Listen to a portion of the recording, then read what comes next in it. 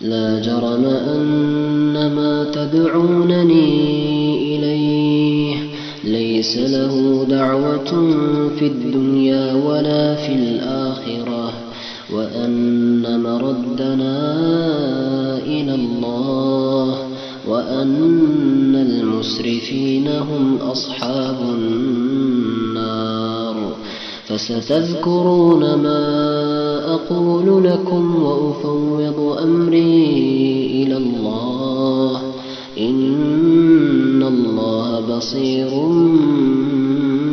بالعباد. فوقاه الله سيئات ما مكروا وحاق بآل فرعون سوء العذاب. النار يعرضون عليها غدوا وعشيا ويوم تقوم الساعة أدخلوا آل فرعون أشد العذاب. وإذ يتحاجون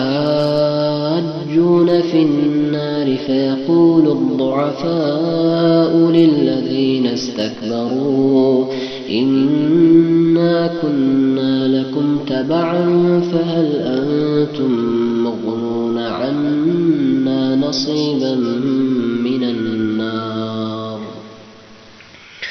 قال الذين استكبروا إنا كل فيها إن الله قد حكم بين العباد. وقال الذين في النار لخزنة جهنم ادعوا ربكم يخفف عنا يوما من العذاب.